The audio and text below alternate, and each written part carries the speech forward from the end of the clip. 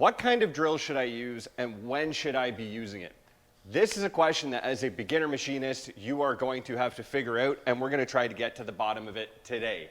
This is a topic with a lot of different opinions and a lot of different factors, but we're going to take a crash course through drill selection. What's up, guys? Ian Sandusky from Lakewood Machine and Tool, back here again for Practical Machinist. And today on Machine Shop Talk, let's take a look at the different kind of drills that are available if you are a beginner machinist and some scenarios where you might want to use them. But before we do, make sure you like, subscribe, and turn on notifications below to make sure you never miss a video. Let's get into it.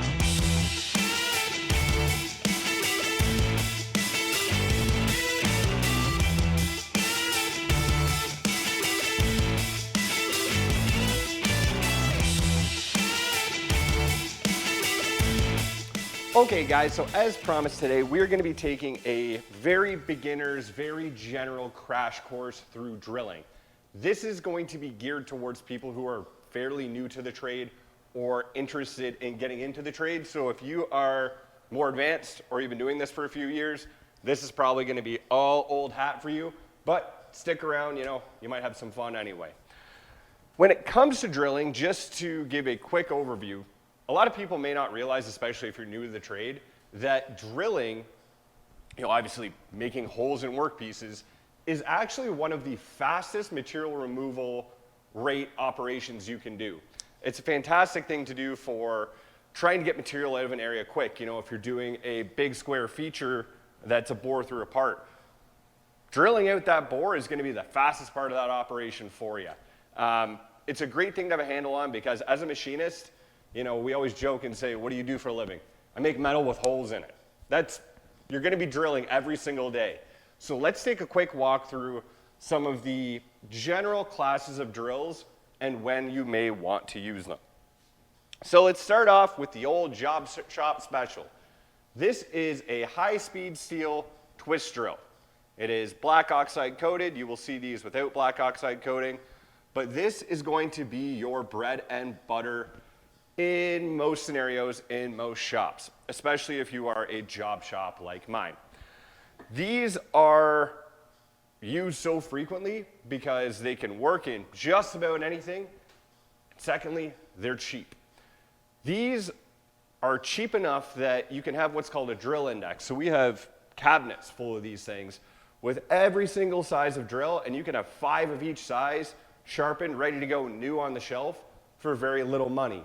Or you can have what's called an actual drill index. So this is a drill index. You'll see these around a lot. Mine's a little lacking because people steal them. But you can have all your sizes of drills ready to go for a very low price. That's very important because when it comes to drilling, you want to always try to get as close to the size as you need when you're doing it. Obviously, there's reaming, there's honing, there's boring, there's lots of different stuff. But you want every single option at your disposal all the time. These are really handy because as a machinist, I wouldn't say they excel at anything, but they can always pretty much get the job done with some exceptions. In mild steel, 1045, 1018, aluminum, copper, bronze, these are going to be able to go through it all day. A lot of stainlesses, no problem. They're not going to be the most efficient thing in the world because, much like carbide tooling versus high-speed steel tooling, they're not going to perform at the level of the more expensive tools. But, like I said, they're cheap. You can burn out 3 of these, you're still going to be fine. When it comes to stainlesses, obviously you can use these whenever you want, and obviously with exceptions. We're not talking Inconels, we're not talking Hastelloy, but 303 all day.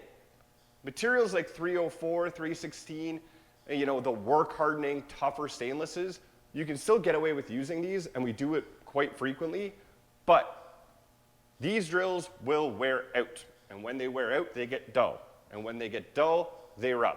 And in a work hardening stainless, when it starts to rub and it starts to heat up, you're gonna actually harden your workpiece ahead of the drill will melt, and you now have a headache for yourself. So it's very important to keep these drills sharp. The nice thing about high-speed steel drills is that you can sharpen them yourself, either with a dedicated drill grinder. So we have a drill sharpener where you put it in, you set the angle you want, and it basically puts it against a diamond, puts that nice tip on there for you. Or you can sharpen them by hand on a pedestal grinder.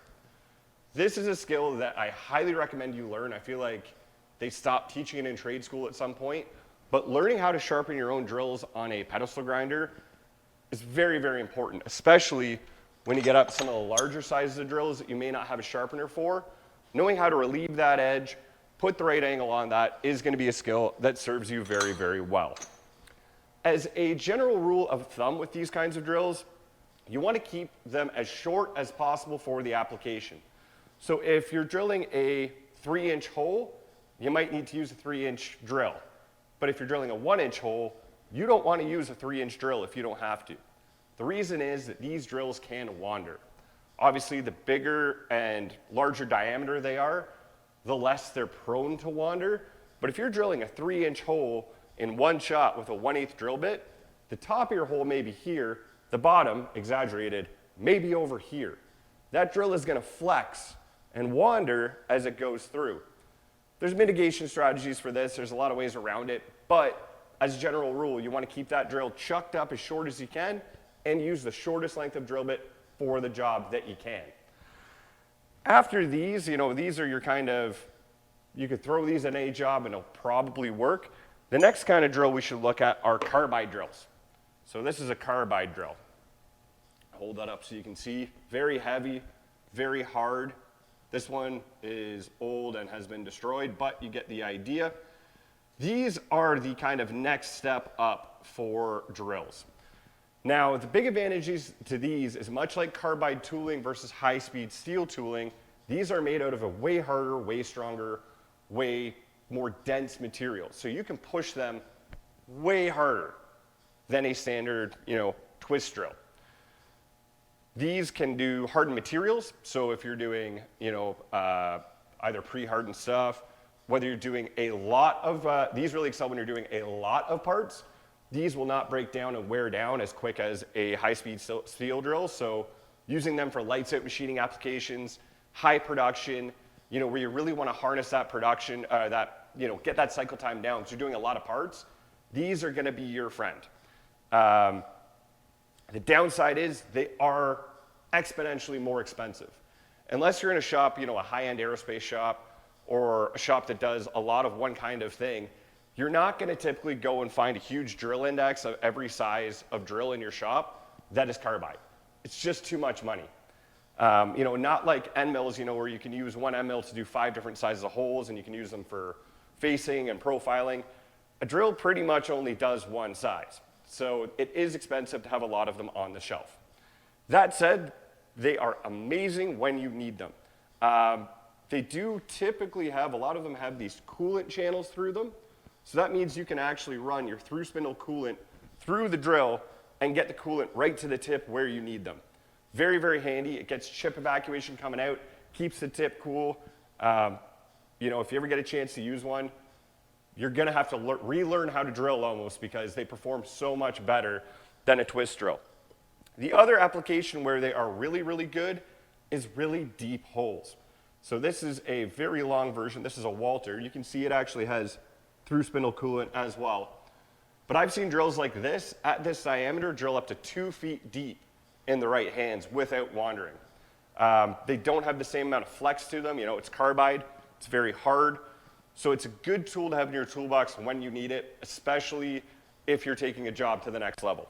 If I'm doing a one-off, I might grab a high-speed steel drill if I can.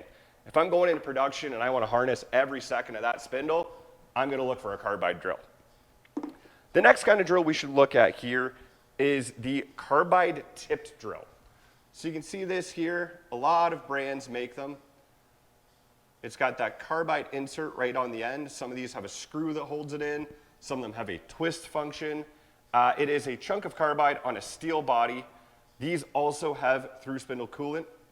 You can see that there's little coolant channels at the end there.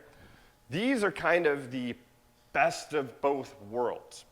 So instead of paying for a drill that is made entirely out of carbide, especially at these larger diameters, where that would be a very expensive tool, you're only paying for the carbide at the tip. That means that, assuming that you're just burning out the tip, you're spending a lot less money to keep replacing that tip rather than replacing the whole piece of carbide. The downside is you really are not going to sharpen these yourself. And of course, the startup cost to buy the body is going to be more in the short term, but then you can save money in the long term. These drills are extremely rigid. Pretty much no matter what brand you're using, these things can just plunge straight through materials. You're typically not going to peck with them. When you see those drilling demos on Instagram or at trade shows where the drill's just going bop, bop, bop, that tends to be a drill like this. Very, very handy for high production stuff. Another advantage is these tips, so you can see this one has that drill angle on it. Typically for the same body these days, you can buy a lot of different tips for it. So either with different drill angles, different geometries, or different grades. So this grade may be really good for cast iron. Instead of buying a whole nother drill, if I'm doing stainless, I can just get a different grade of tip, put it in, away I go. That same body is good to go. Also, sometimes they can have flat bottoms, they can have really crazy stuff on there, so no matter what you're doing, that one body is going to do you well. The other nice thing about them is the repeatability on these is typically, for most brands I look at, very, very close. So meaning if you take this off and put a new insert in, that length is going to be within, depending on the brand, higher the brand, better it is, maybe 2/10 or 1/10. So that means a lot of cases I can have this in the machine, just change my insert real quick and get back to going. I just hit the green button, I'm good to go. I don't need to go touch off my tools again after. So that's very, very handy. The last kind of drill I wanted to take a quick peek at here, this is another carbide insertable drill. These are often called U-drills. These are kind of specialized, but they're very, very cool. Much like the carbide tip drill, again, you've got a big steel body with through coolant, but you're only paying for 2 little inserts. And these inserts have 4 edges per side. Very cost effective. However, much like the carbide tip drill, the body is going to be expensive. I don't know if I have any behind me. Oh, there's a giant carbide tip drill. But you can get these up to really, really large diameters. Some of them I've seen have been 4-inch in diameter with 5 inserts on them. These are typically used, I've seen them used in mills, but more frequently I see them used in lathes for turning applications. These things are meant for getting a ton of material out very, very quickly. So you take this and essentially, instead of other drills where you'll, like a high-speed steel drill where you will peck, these like to be fed. You do not peck. You drive it in and it goes, and you'll just see chips coming out of there. The other really cool thing about these is that since it has these 2 inserts, that outside insert, one thing I've seen people do a lot with them is you'll go and you'll drill your hole with this, and it's center cutting, so you don't need a pilot, but then they'll use that insert, so they'll go put it in, do their bore, and then they'll come back out offset and use the edge of that insert to actually take it to final size. Pretty cool stuff, especially if you're doing high production stuff where you want to minimize tool changes. These are great. Again, you can switch out the inserts for different materials. So hard stuff, cast irons, aluminums, whatever you're doing, you can find an insert that does it. Much like end mills, when it comes to drill selections for a job, there are a lot of factors beyond just the drill itself or the end mill itself that are going to influence what you do. It might be what you have on the shelf. It might be, are you doing 1 part? Are you doing 100 parts? What is the material? What is the max spindle on your machine? Do you have through spindle coolant? All these factors are going to factor into what you choose, and you kind of get a feel for it as you go. There's a lot more that goes into these, like choosing your drill speeds and feeds, how hard you should be packing it, how hard you should be running it. But this is just a general overview of some drills that are available to you out there when you're approaching a job. In any case, guys, I hope this has been helpful. I'd like to know in the comments below, what are some drills I didn't cover that you would like to point out that people should take a look at? What's an application for a drill that you would like to see? We might actually do some tool testing here shortly, so if you want to see any of these run, let me know and I'd be happy to do it. And as always, make sure you like, subscribe, and turn on notifications below to make sure you never miss a video. Thank you very much for watching, guys. You take care.